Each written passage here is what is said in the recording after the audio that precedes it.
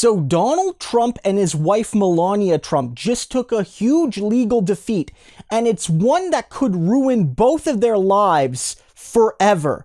This is a follow-up to what we talked about yesterday regarding Ivanka Trump, where basically it was determined that the phone records of key people within the Trump world were going to be available to Congress as they investigate what happened on and before and after January 6th. But the actual request for the documents just went in. The documents they're entitled, and it's so much worse for Trump and Melania. I want to read you the list of people besides Trump and Melania and Ivanka.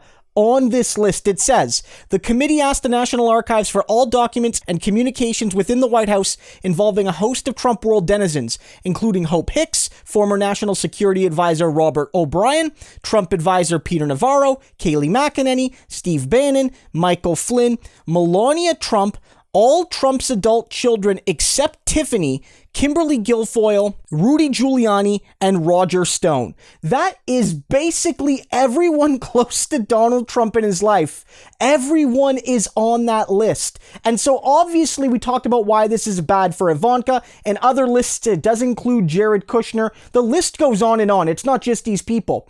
But this is especially troubling for Donald Trump and for Melania Trump, because they are literally married.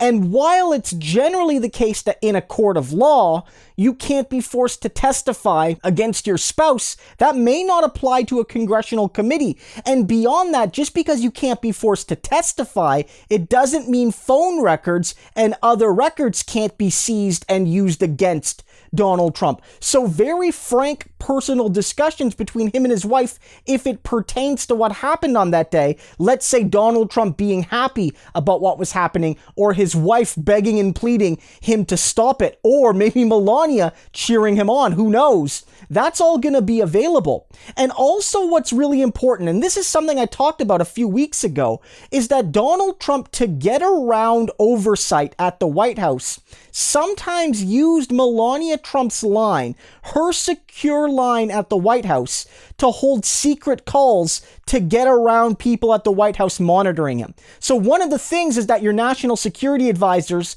and other advisors, they listen on to the calls of the president because they need to be able to know everything that's happening. But Trump didn't like that. So when he was taking calls with insane people like the My Pillow guy and Sidney Powell and these types, he would use Melania's line. And so there's the potential, at least, that on January 6th, if Trump was taking calls from some of the crazies especially, that would be supporting and egging on and maybe even participating in what happens, then that would be on Melania's records potentially. Melania's records could be accessed to direct Trump information, not just stuff between Melania and Trump.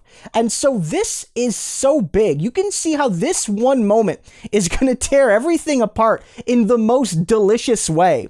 That it's not just Trump and his kids like Ivanka. We all sort of expected that because she had a formal role. But it includes Don Jr. and Eric, which I wasn't sure it was going to include because they never technically had a role in the government. But you know they were playing a role on and during and after January 6th. They were there with Trump at the rally giving some speeches, for example.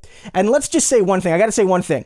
Who is happier right now than Tiffany Trump? Tiffany Trump so often gets ignored, so often gets, sort of pushed to the side. I'm sure it's happened to her whole life. But in this moment, she's literally the only person in this family, except for the actual child, Barron, that's getting away without any kind of consequences here. I bet you she might end up being the happiest Trump. Everyone else is screwed.